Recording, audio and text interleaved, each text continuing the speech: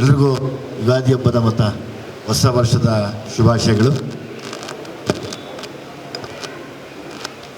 ಯಾವಾಗಲೂ ನಾವು ನಟರು, ಸಿನಿಮಾದವರು ಮೊದಲು ಥ್ಯಾಂಕ್ಸ್ ನಾವು ಪ್ರೊಡ್ಯೂಸರ್ಸ್ಗೆ ಹೇಳ್ತೀವಿ. ಸೊ ಹಂಗಾಗಿ ಜಡೇಶ್ ಪ್ರೊಡ್ಯೂಸರ್ಸ್ಗೆ ಇಬ್ಬರಿಗೂ ಫಸ್ಟ್ ಒಂದು ಥ್ಯಾಂಕ್ಸ್ ಹೇಳ್ಬಿಡೋಣ. ನಾವಿಬ್ಬರು ಡೈರೆಕ್ಟರ್ ಆಗಿ, ನಾನು ಹೀರೋ ಆಗಿ, ಸತ್ಯಪ್ರಕಾಶ್ ಸರ್ ಮತ್ತು ಸೂರಜ್ ಅವರೇ, ನೀವಿಬ್ಬರು ಮಾಡಿಕೊಟ್ಟಂಥ ಒಂದು ಒಳ್ಳೆ ನೆನಪಲ್ಲಿ ಉಳಿಯುವಂಥ ದಿನ ಇವತ್ತು ನನಗೆ.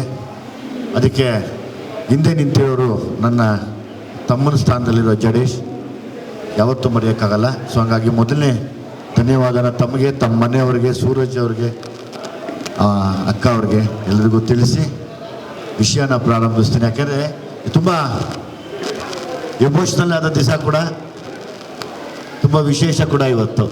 ನನ್ನ ಮಗಳಿಗೆ ಅದೇ ಹೇಳ್ತಾ ಇದ್ದೆ, 30 ವರ್ಷ ನಾನು ಇವತ್ತಿಗೆ ಹೀರೋ ಆಗಿ 18 ವರ್ಷ, ಅದಕ್ಕೆ ಮುಂಚೆ ಸರ್ಕಸ್ ಹೊಡೆದಿದ್ದು ಒಂದು 10 ವರ್ಷ 15 ವರ್ಷ, 30 ವರ್ಷ ಈ ಸ್ಥಾನಕ್ಕೆ ಬರೋದಕ್ಕೆ ಪ್ರತಿದಿನ ನನಗೆ ಮೆಟ್ಲುಗಳಾಗಿದ್ದೆ. ನನ್ನ ಅವಮಾನ, ನನ್ನ ನೋವುಗಳು ಇಲ್ಲಿವರೆಗೂ ಕೂಡ ಅದನ್ನು ಈಸಿಯಾಗಿ ಹತ್ತಿಸ್ಕೊಂಬಂದು ಇನ್ನು ಹಂಗೆ ಕೊಟ್ಬಿಡ್ತಾ ಇದ್ದೀನಿ.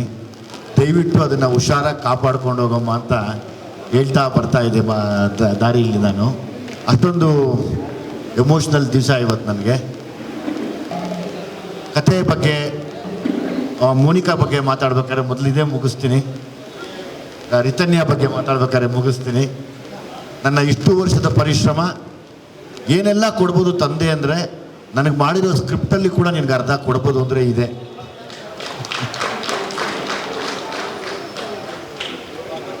ನಾನೇ ಹೀರೋ ಆಗಿ ಕೂಡ ನಿಂತ್ಕೊಂಡು ಮಾಡ್ಕೊಂಡ್ಬಿಡ್ಬೋದಾಗಿ, ಜಡೇಶ್ ನನಗೆ ನಾನೇ ಬೇಕು ಅಂತ. ಅಂದರೆ ಇನ್ನೇನೆಲ್ಲ ಸ್ಯಾಕ್ರಿಫೈಸ್ ಮಾಡ್ಬೋದು ತಂದೆ ಅಂದರೆ ಇದನ್ನು ಕೂಡ ಮಾಡಿದ್ದೀನಿ ಅಂತ ಒಂದು ತೋರ್ಸೋಕ್ಕೆ ಇಷ್ಟಪಡ್ತೀನಿ ರಿತನ್ಯ. ಗೊತ್ತಿಲ್ಲ, ನಾನು ಹೀರೋ ಆಗೋಕ್ಕಿಂತ ಮುಂಚೆ ನಾನು ನೆನ್ನೆಯಿಂದ ಯಾವುದೇ ಯೋಚನೆ ಮಾಡ್ತಿದ್ದೆ. ಬೆಳಿಗ್ಗೆ ತುಂಬ ಗಲಾಟೆ ಮಾಡ್ತಿದ್ಲು ಅಂತ ಹೆಗಲ ಮೇಲೆ ಇಟ್ಕೊಂಡು ಜಾಗಿಂಗ್ ಕರ್ಕೊಂಡು ಹೋಗ್ತಾಯಿದ್ದೆ. ಕುತ್ಕೊಮ್ಮ, ನಾನು ಜಾಗಿಂಗ್ ಮಾಡ್ತೀನಿ ಅಂತ. ಜೊತೆಯಲ್ಲೇ ಬರೋಳು. ಮೋಸ್ಟ್ಲಿ ಅವಳಿಗೆ ದೇವ್ರು ಅವತ್ತು ಆಶೀರ್ವಾದ ಮಾಡಿದ್ದಾರೆ, ನೀನು ಬರ್ತೀಯ ಹೋಗಿ ನಮ್ಮ ಅಪ್ಪನ ಜೊತೆಲಿ ಅಂತ.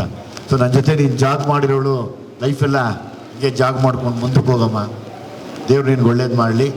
ಈ ಆಂಜನೇಯ ಸ್ವಾಮಿ ದೇವಸ್ಥಾನದಲ್ಲಿ ಪೂಜೆ ಆಗಿದೆ. ಆಗಲೇ ಕೇಳಿಕೊಂಡೆ, ನಂದು ತಪ್ಪಿದ್ರೆ ಕ್ಷಮಿಸಿ ಅಂತ.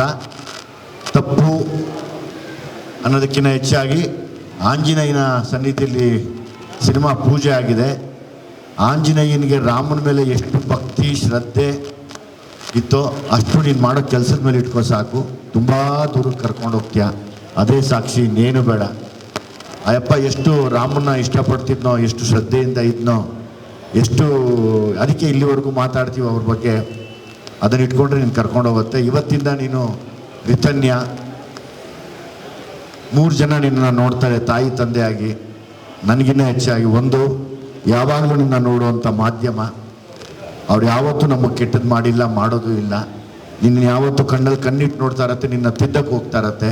ಇನ್ನೊಂದು, ನಮ್ಮನ್ನು ಪ್ರೋತ್ಸಾಹಿಸಿ ನಮಗೆ ಊಟ ಕೊಡುವಂಥ ಅಭಿಮಾನಿಗಳು, ಅವರು ನಿನ್ನನ್ನು ನೋಡ್ತಾ ಇರ್ತಾರೆ. ಇನ್ನೊಂದು, ದೇವ್ರು ನೋಡ್ತಾ ಇರ್ತಾನೆ. 3 ಒಂದೇ, ತಪ್ಪಂದ್ರೆ ಕ್ಷಮಿಸೋದೇ ಇಲ್ಲ. ಎಲ್ರಿಗೂ ಒಂದೇ ಬೇಕು ಪ್ರಾಮಾಣಿಕತೆ. ದೇವ್ರಿಗೂ ಅದೇ ಬೇಕು, ನೋಡೋರ್ಗೂ ಅದೇ ಬೇಕು. ಯಾಕಂದರೆ ಮೀಡಿಯಾ ಅಂದರೆ ಎಲ್ರಿಗೂ ಒಂದು ಭಯ ಅಂತಾರೆ ಯಾವಾಗಲೂ. ನನಗೆ ಭಯ ಇಲ್ಲ, ಅಂದರೆ ಸತ್ಯವಾಗಿದೆ.